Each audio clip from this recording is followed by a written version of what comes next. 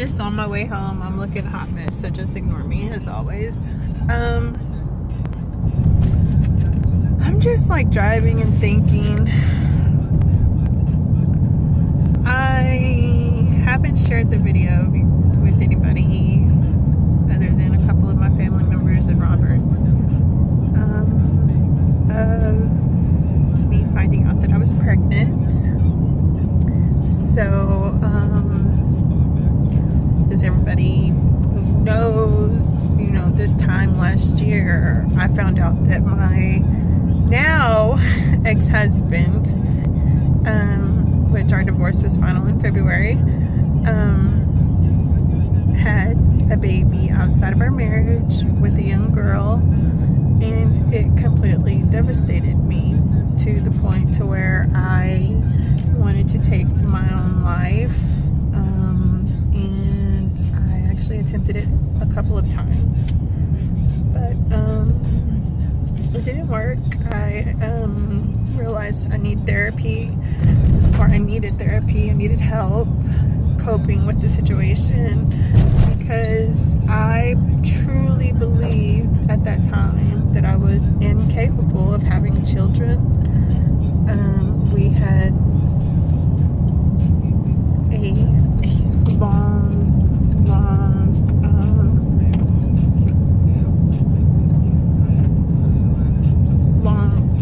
time we had tried to have children, and we just could not ever,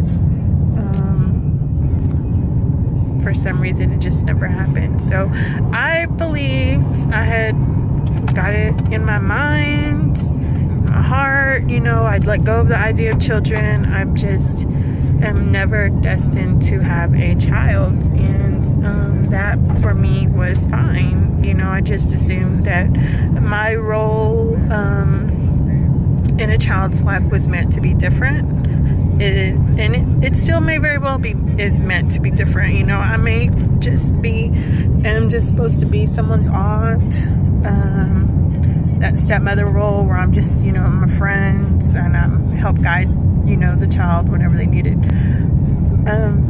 I may not ever have a child of my own. And I don't know that I'm okay with it, but I mean, after all the efforts that we've tried in past, you know, I did become accepting of that idea. It wasn't until, you know, I found out in March that I was expecting my very first child with my now love of my life, the man who just opened my whole world up to all kinds of new things, Robert.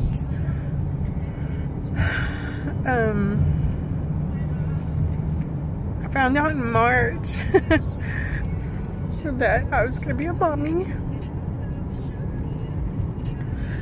and it was so scary. The most terrifying thoughts, you know, just crossed my mind for the first few weeks that I knew I was pregnant. But the biggest thought that crossed my mind the most was, why now? After all of this time had passed, why now? And you know, there was a lot of my mom told me, my sister told me, Robert told me, you know, it's just you know, it just wasn't with the right person, it wasn't at the right time, and you know, if it's meant to be, it's gonna happen, and there's a reason everything happens for a reason. So that's what they tell me. So everything is going great, you know, I'm feeling good. I'm having this constant euphoric feeling of love and just happiness and excitement mixed with all these other feelings and emotions and questions. And then, you know, we have this wonderful weekend together, and then I start spotting. And I've heard that spotting is normal in some pregnancies, and my sister even told me that she actually had a full-on period, you know, with her first child for a while during her pregnancy. And I went to the emergency room, you know, panicked, crying, and they reassured me, you know, your baby's doing great. There's a strong heartbeat, and we even saw the little flutter of the heartbeat. It was still too tiny for us to be able to hear it. But when me and Robert were in the ultrasound room, we could see the little dot, you know, on the screen, and she flashed a picture of it, and she said, your baby's little, but this is your heartbeat right here. This is the best I can give you, picture I can give you. And you know, they did some result tests, and the results were like, okay, you're fine. She gave us instructions, no more basic things like no more sex, do not lift anything over 10 pounds, no stress, don't go up and down stairs, try to take it easy. And I was off the first couple of days after that, and then, you know, I kind of just went back into my normal routine. You know, I decided, you know, I have to go to work. So I went to work, and, you know, when I went to my night job at Subway, I questioned myself if I should quit it immediately or just continue.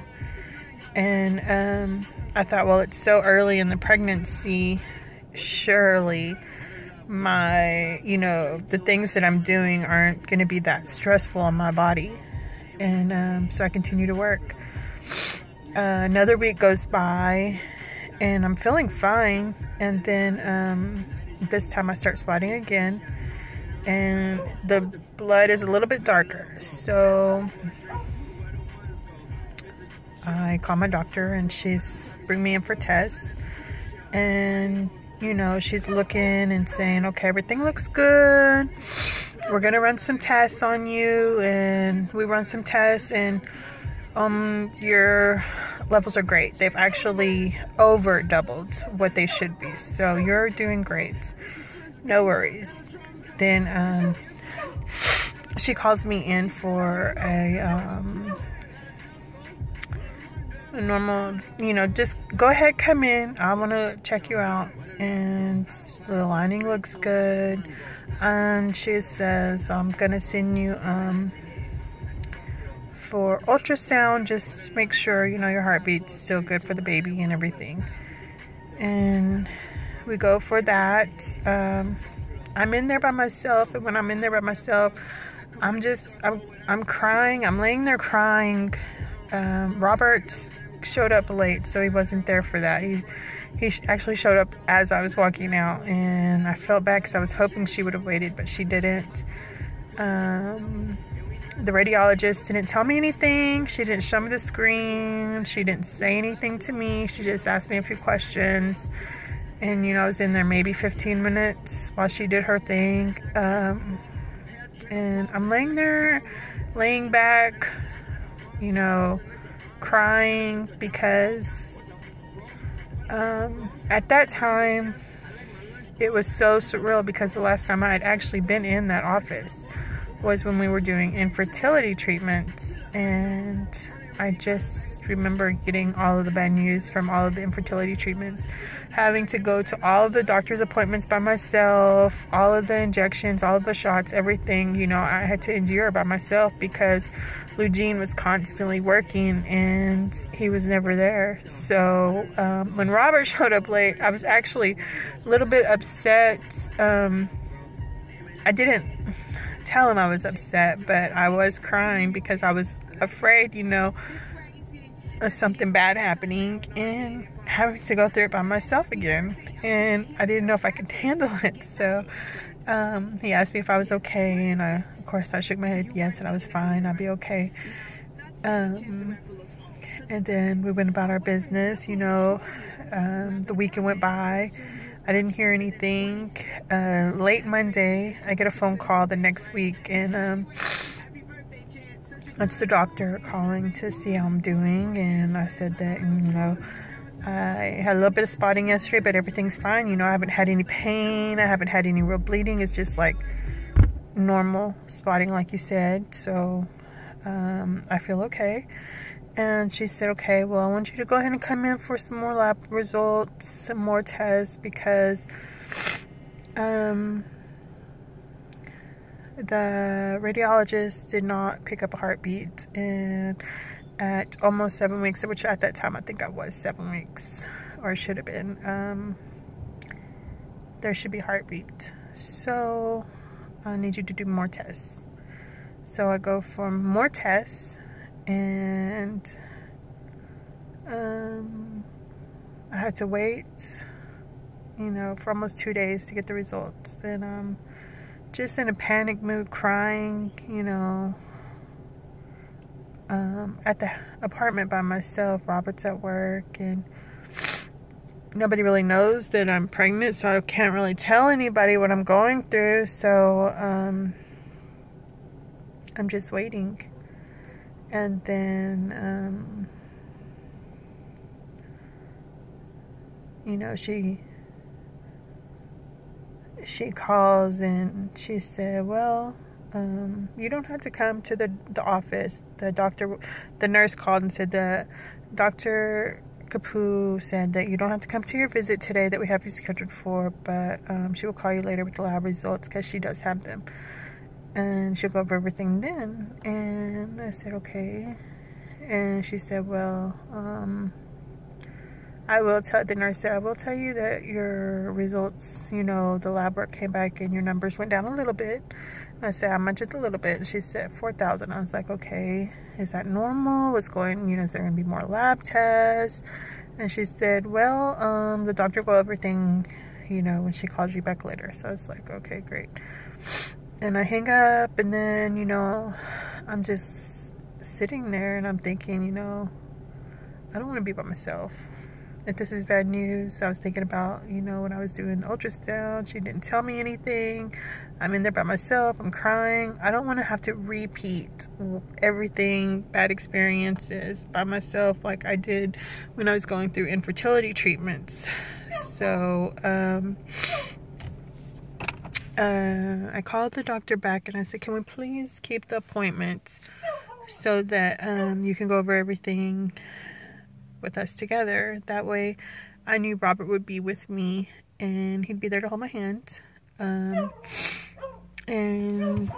So he actually got off work early that day so he could make sure he was there for the appointment. And, you know, we went, and I don't know, I just, we sat there and she just kind of nonchalantly told us, you know, that it wasn't a good pregnancy, that, the baby, it's not good that the HCG levels are going down, there's not a heartbeat, so it's not a good pregnancy. I am pregnant, but it's not a good one. So I said, what does that mean? And she said, well, the ultrasound is only showing the baby at 6 weeks and you should be at 8 weeks. It's not growing. There's not a heartbeat. So I feel Robert's hand on my hand and I'm scared to look at him because I don't want to see like disappointment. And so I'm just looking at this doctor and I say, so, wait, I said, so how far along am I? She said, well, you're 6 weeks. The baby stopped growing at 6 weeks. So I said, so you're saying that I've already lost my baby? And she said, yes, you're you've already lost, you know, the fetus. And she started talking about, you know, I needed to have a heavy bleed, and she'll give me a pill to take to make me bleed if I need to, and telling me, you know, oh, well, at least, you know, you can get pregnant now, so it's okay, you can try again in 3 months. And I'm like, this is not like participation prize, you know, this is a child, this is my life, you know. And you're like basically giving me a runner-up ribbon. It's okay because you know now you know you can get pregnant. But I'm thinking, but I was pregnant, you know. I still want my baby. I want this baby. And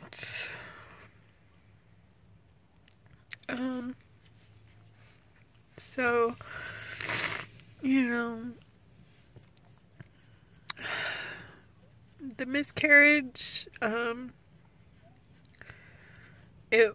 it's a different type of feeling of a loss, you know.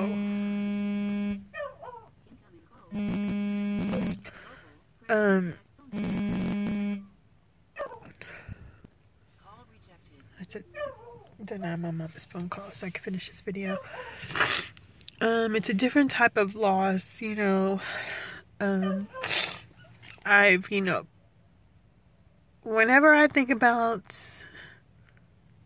pregnancy or being a mom, you know, like when Mother's Day comes around and everybody say, oh, happy Mother's Day to all the fur baby mamas or something like that, and then everybody goes on a rant. That's not the same thing. You're not a mother unless you give birth to a child. You never know what it is, blah, blah, blah, blah, blah, blah, blah. And then, you know, you think, well, not everybody has the ability to have a child. Not every woman gets to experience that. And so when I think about pregnancy, I constantly think about, like, the sensations, the feeling, you know, of what does it feel like to have something growing inside of you? What does it feel like when the child moves or kicks? And I didn't get those sensations. I didn't make it that far, but there was some things that, you know, I could feel, and I knew my body was doing something completely different, and I loved it. I loved those sensations. I loved those feelings. And that week before we found out, you know, that the miscarriage had actually happened, I remember sitting at the table, and I remember telling Robert, you know, I don't even feel pregnant. You know, I don't feel pregnant other than I'm eating. And then my appetite is actually gone now too. It's just, I think about those sensations every day because I don't know if I get to feel them again. And that's the only part I can remember or feel, you know. The closest thing I have to have felt like a mother is those sensations, those little bits of feelings that I had, you know, of the euphoric feeling, the happiness, the feeling of being tired. My belly was getting a little bit bigger. Just the hunger. It's just those little bits of sensations, the feeling, the things that I knew was abnormal to my body. It just, that's what it's like. I miss that the most. I mean, that's the closest I will ever know what it was like to be a mom. It's been 2 weeks now, and it's still very hard.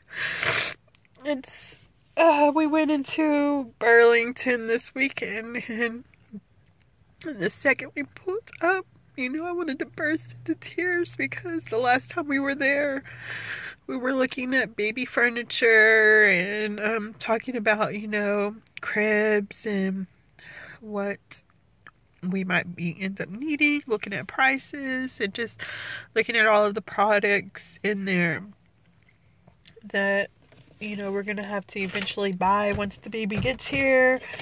And then the whole conversation home was, you know, how our lives are going to be changing, all of the things we'll have to do differently now, financially wise. I mean, just all of these things, all of these changes. And, you know, when we pulled into Burlington, I just was thinking, God, I was just here a few weeks ago, happy and excited.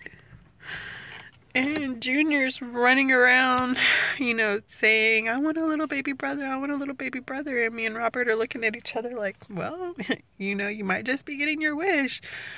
Happy. And we're still happy.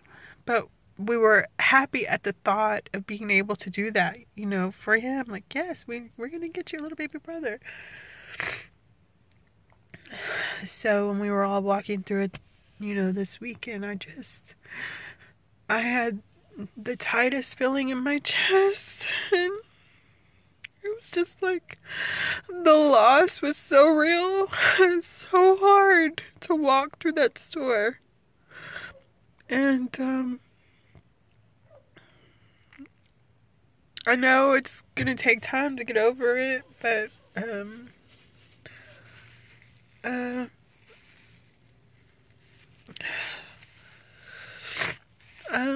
I think, like, with him, I don't really know how he's processing it. I don't really know how to talk to him about it. We kind of just, you know, look at each other and hold each other and kiss on each other and love each other and just, you know, try to give each other that sense of feeling that we're both okay. Even though I'm still hurting. I know he's disappointed. I know he feels horrible that he has to see me, you know, go through all of these feelings and emotions. Because he knows, you know, that I was already struggling mentally and emotionally with the thought, you know, oh, well, I can't have kids. I told him so many times, you know, if you're wanting somebody who can have children with you, find somebody else, because that's not going to be me. I can't give you kids. So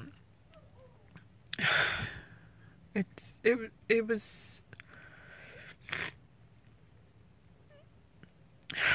was really hard.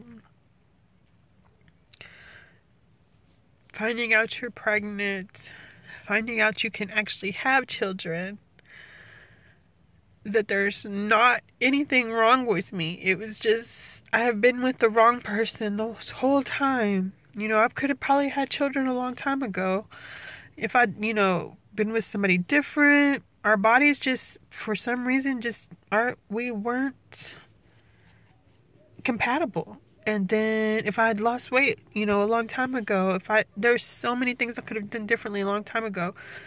And this probably could have been a possibility a long time ago, but I had instilled it so far deep into my mind that it just was not possible. You know, I'd let go of all of it. So finding out I can have children, finding out I'm actually pregnant, and then finding out, you know, just as soon as I start to enjoy the pregnancy, you know, that I lost my child. It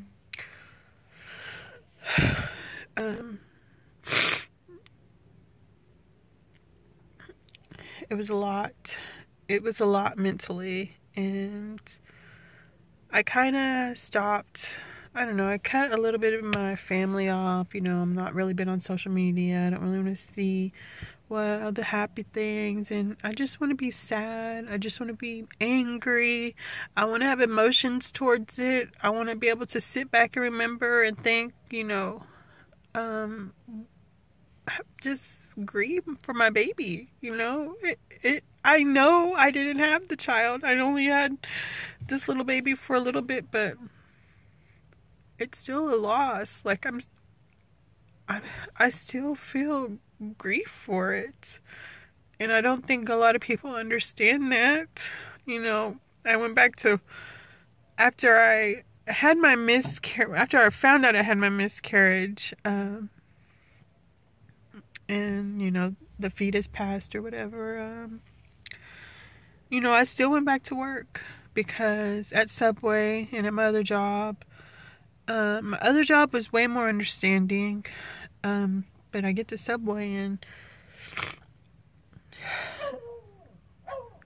I never felt so unappreciated and felt like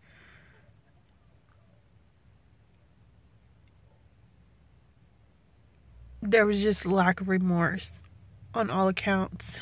And I actually ended up walking out on that job last week. It's only been 2 weeks since, you know, this has all happened. I actually walked out on that job last week because I just couldn't take it. I was angry about the situation, you know, the way the manager was texting me, are you going to be able to come into work? Are you going to be able to come into work? You know, did you get your shift covered? And I was thinking, I just found out I lost my child. Like, can you please just give me a moment? Can you do your job as a manager and handle that responsibility? You should be texting me and telling me, I'm so sorry for your loss. I know, you know, I can't imagine what you're going through. If there's anything I can do for you, just let me know. You know, don't worry about your shifts. We'll get those covered for you. That is what a caring manager about her employees should do. And that's not what I received. I received the exact opposite of that. So I had that anger in me. You know, I'm thinking, okay, yeah, I'll go ahead and come to work because I don't need you to be stressed out because your baby daddy got arrested and because your mom's out of town. You can't find nobody to cover the shifts and you can't come into work. I'll go ahead. I'll come in. You know, doesn't matter that I'm grieving and I'm upset and I'm angry and I'm hurt right now. I'll still go ahead and come in and make your life easier. That's okay. So I did. And then, I texted her and I told her, you know, I'm still going to be putting in my notice because, you know, I want to give my body time to heal. And I also want to start exercising, trying to get myself a little bit healthier. So in the event, you know, the pregnancy happens again, my body is more in a healthier way. And hopefully, you know, it would be a little bit more better for my body to carry a child.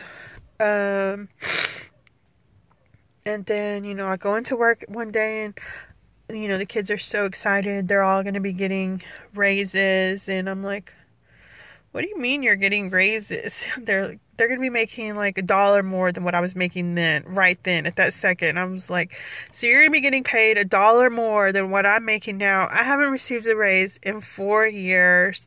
I'm working through my miscarriage up here, pissed off at the world, you know, so make her life easier.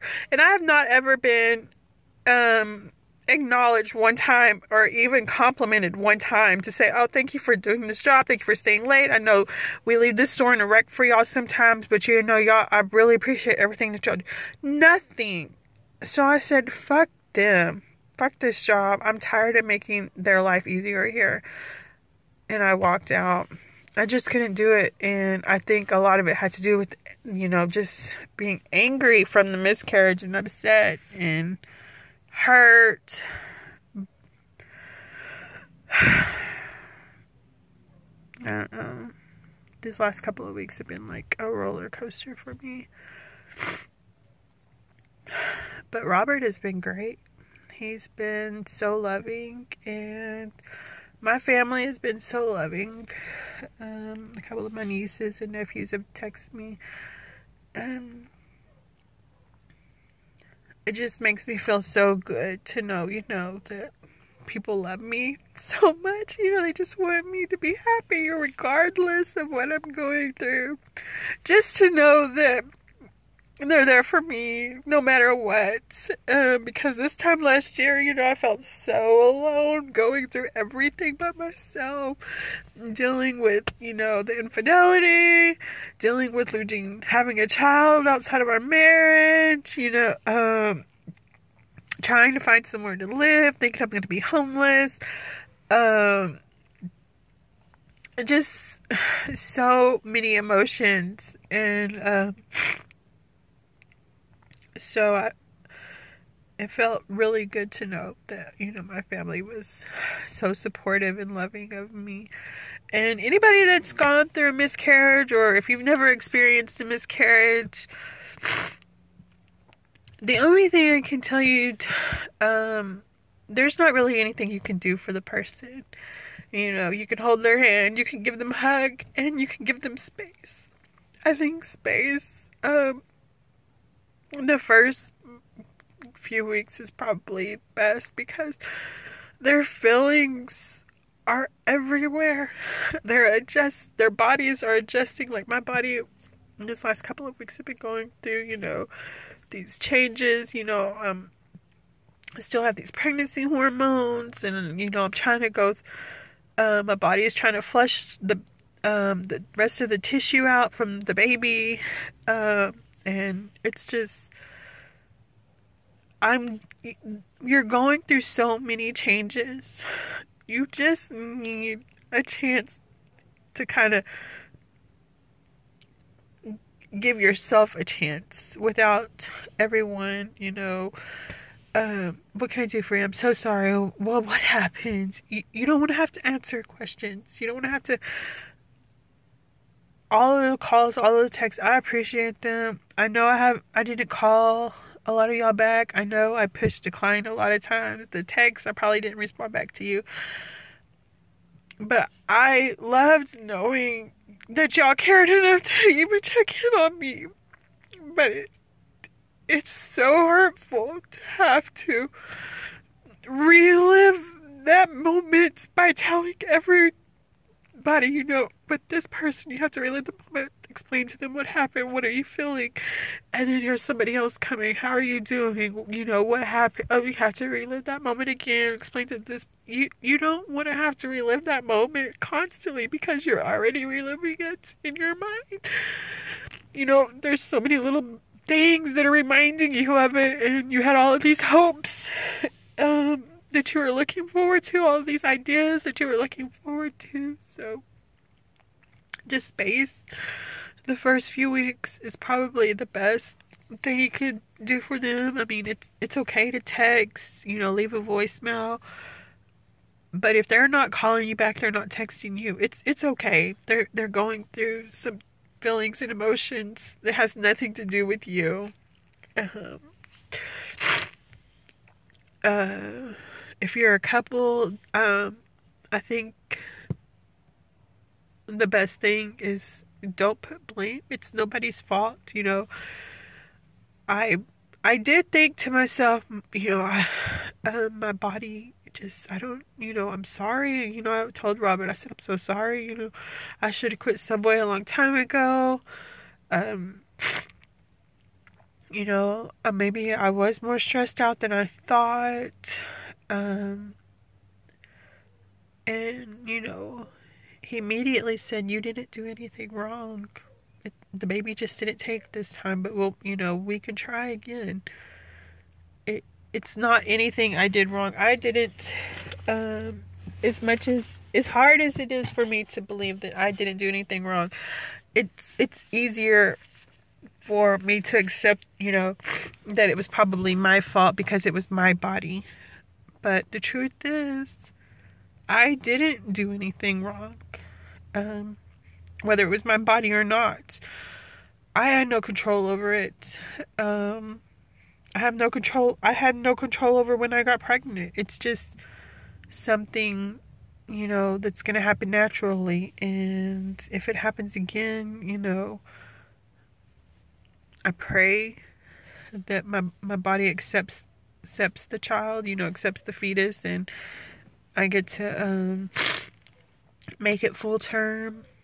But I'm already mentally preparing myself, you know, for the worst case scenario. And I made the decision, you know, one more time. And if for some reason it's not a viable pregnancy and I can't carry the baby to full term, I'm going to let go of the idea of having a child.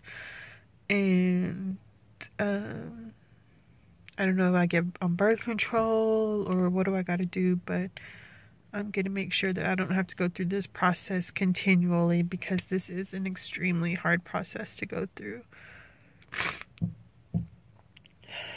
I am going to upload the video of me finding out when I was pregnant.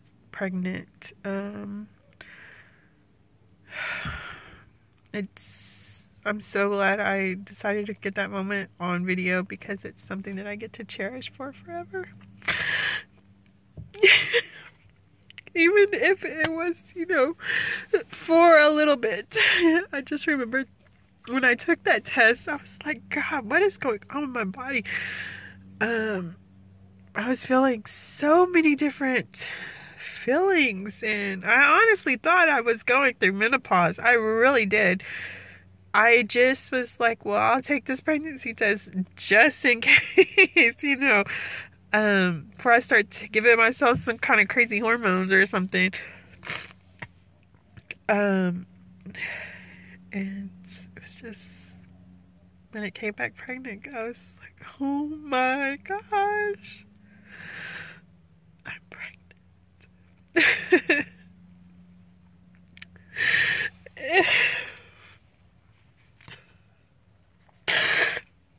Oh gosh.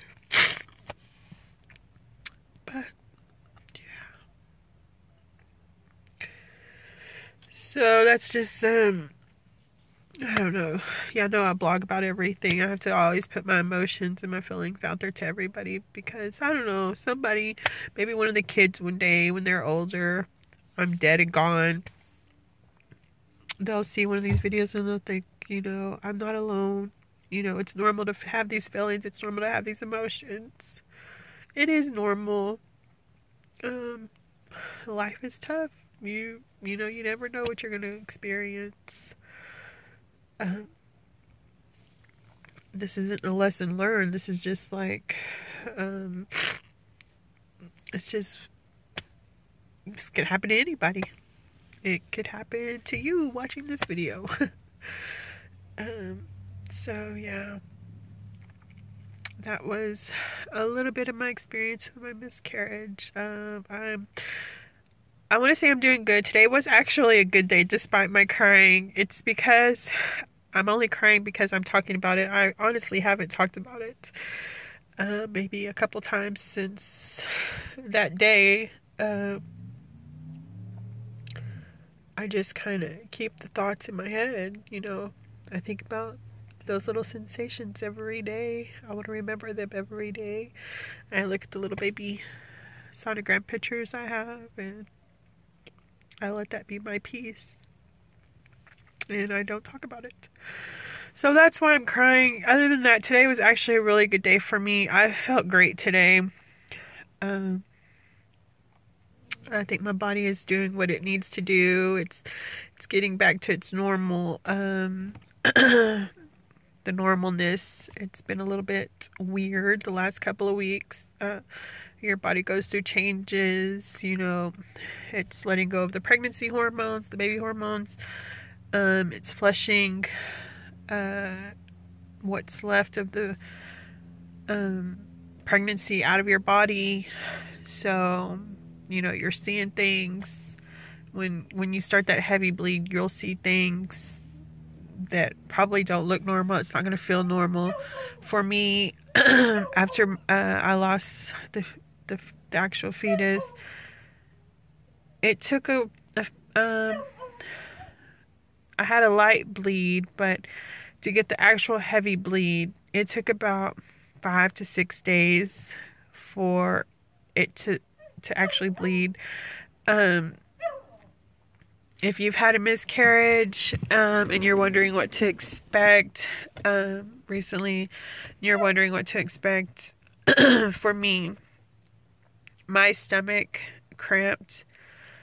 It almost feels like you're gonna have, and I'm not going to try and sound gross or anything, but it almost feels like you have the runs, or you're going to be getting diarrhea or something like that. It kind of feels a little bit like that cramp, only it went all the way around from my back to my stomach, and it was consistent. I don't know what contractions feels like, because I know your uterus contracts to get ready to flush whatever it has to out.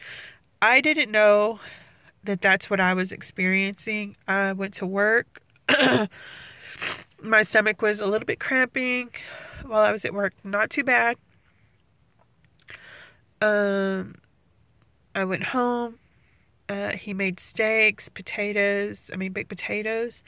We ate dinner. My stomach was hurting a little bit. I started to feel nauseous, and I know sometimes after miscarriage, you still have pregnancy hormones. You still have nausea, whether you're pregnant or not. You still have the fetus until those hormones regulate back out. You'll still have a little bit of nausea. So I was like, well, maybe I'm just having a little bit of late morning sickness, and I actually ended up. My whole dinner came right back up. And then my stomach was hurting. I thought, well, maybe I need to use the restroom. So I went to the restroom, and nothing happened. Constipation was constant after, that was actually one of the first pregnancy symptoms I had, was constipation. So nothing happened. So I was like, okay, just go lay down. And I went and laid down, and my stomach was just hurting. I felt really feverish a little bit. Like I thought maybe I'm getting sick. And then next thing I know, I felt like a little bit of, like I'm gonna use the bathroom on myself. So I felt myself. I was like, okay, I need to get up. So I went to the restroom, and the second I stood up, like, this is how fast it was for me.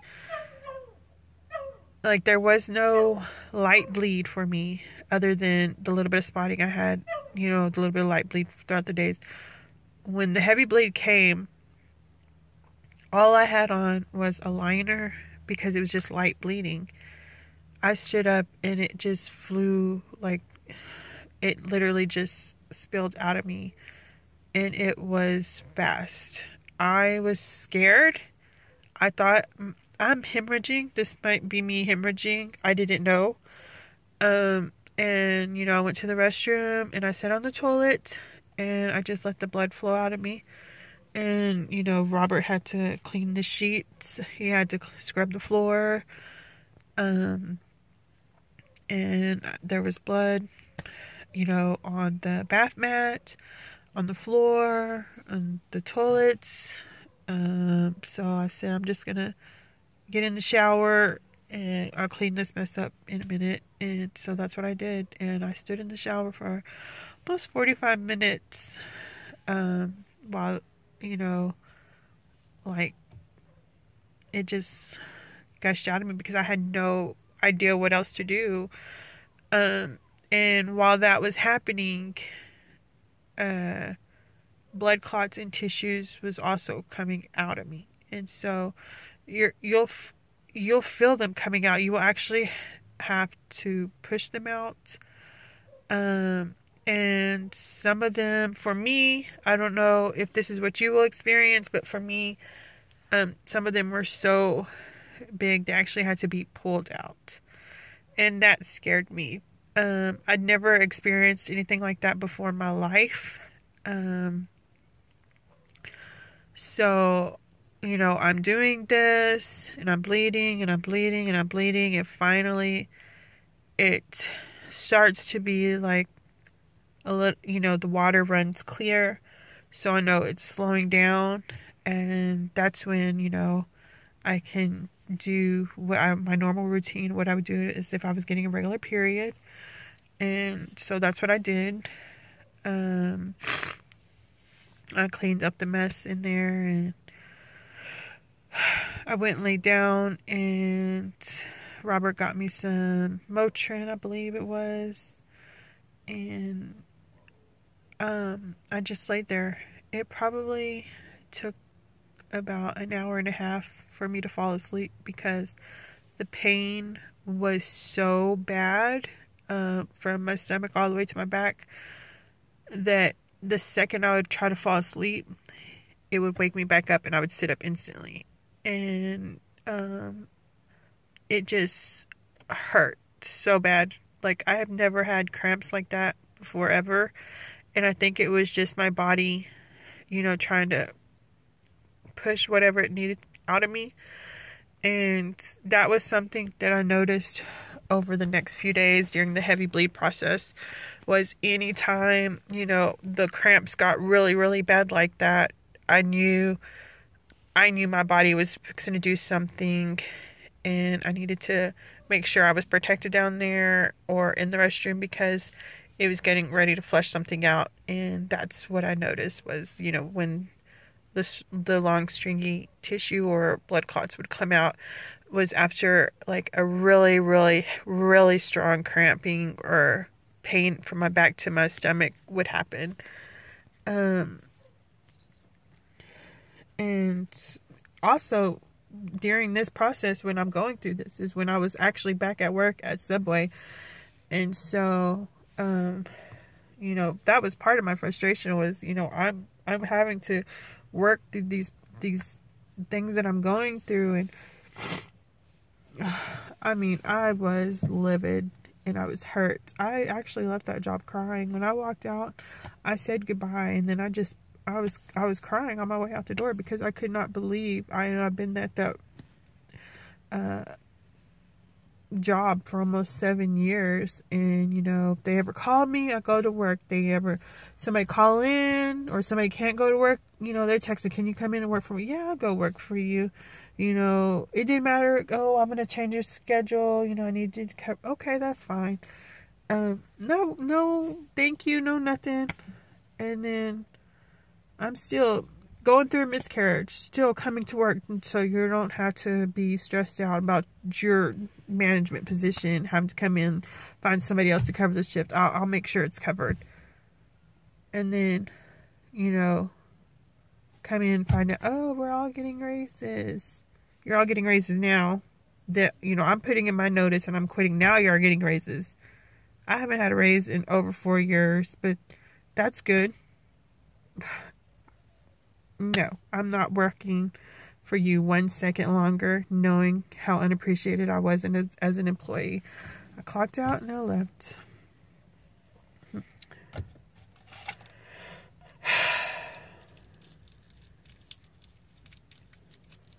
I'm just venting now, y'all. I'm actually here checking on my dogs. I haven't seen them all day, so I'm going to actually end this video. If you have any questions, if you're going through a miscarriage, you know, I'm so sorry.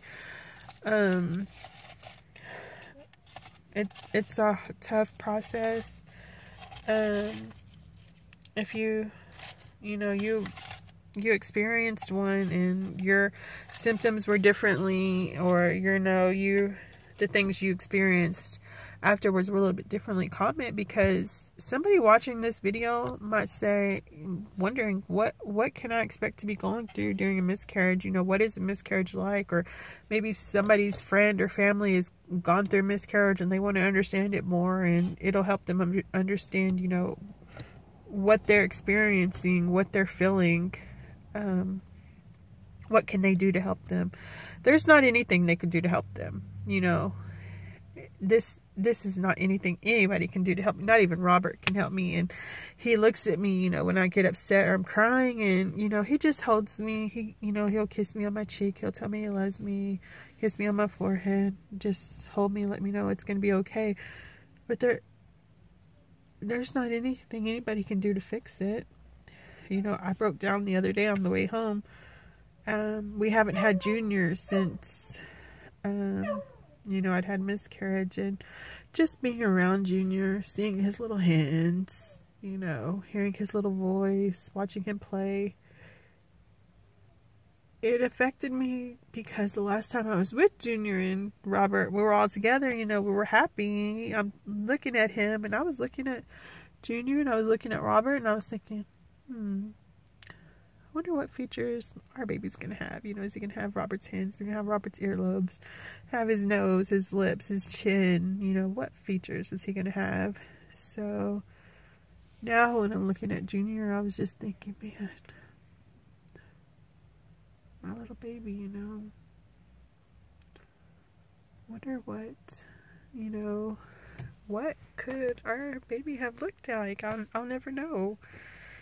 And so I came to check on the dogs, and then I just broke down. I was screaming, I was crying on the way back to the apartment to, you know, go back home to Robert. I was screaming and I was crying. I had to pull over in a parking lot. It's actually at my dad's restaurant, Mirror and Treat. I had to stop in that parking lot and just scream and cry. I was like screaming, you know, I want my baby, I want my baby, like I want my baby, I want my baby. And I think that was, you know, me just releasing all of those emotions because I hadn't talked about it. I hadn't really let myself cry too much about it. I'm trying to be strong, get past it, keep myself busy. You know, I'm doing a little bit of laundry, trying to make sure the dishes are washed, make sure the refrigerator's cleaned out, make sure the dogs have water, come check on the dogs, I'm trying to keep myself busy doing whatever little things I can think of to do, just so I don't have to think about it. And, you know, I allowed myself to think about it, and all of these feelings came out, all of these emotions came out. I was screaming, I was yelling, I was mad, I was hurt, just everything came out, and I think I needed it. So definitely, if you're going through a miscarriage, you know, allow yourself to process it in any way you need to process it. You know, somebody's going to tell you it's okay to cry. It is okay to cry, but you let those feelings out when you're ready. You process it how you need to process it. Someone can't force you to feel something you're not ready to feel. You know, if you want to be angry for a little bit, be angry. Be angry. Don't be sad. Be angry. Break something. Break your dish. Do whatever you have to. Be angry about it. You have a right to be angry. If you want to be sad, you want to cry, cry. You know, don't hold those emotions in. And it's okay. Whatever you're feeling is absolutely okay. That's one thing I'm realizing about this process is it's okay. There's not anything abnormal about what I'm feeling, what I'm going through. There's nothing wrong with the way I'm coping with it. And even this little video is helping me cope with it. So, okay, this video is almost an hour long now. I don't even know who's going to watch this hour-long video, but that you need to go check out my babies now. So, thanks for watching. Thanks for listening. Y'all know I try to keep y'all informed on everything that's going on in my life. I haven't really been doing that too much lately. I'm trying to do things a little bit differently to where I'm not documenting every single thing I do all day long like I was before. But the big things that have really affected me, that I want to remember, that I want somebody else to know what I've gone through, even my nieces years from now, my nephews years from now, my great nieces, my great nephews, whoever watches this video. If you experience this, you know, this is what I was going through at this time. Hopefully it helps you at some point in time. Hopefully it'll help somebody, you know, understand it a little bit more. So, all right, I'll talk to y'all later. Give kisses to everybody.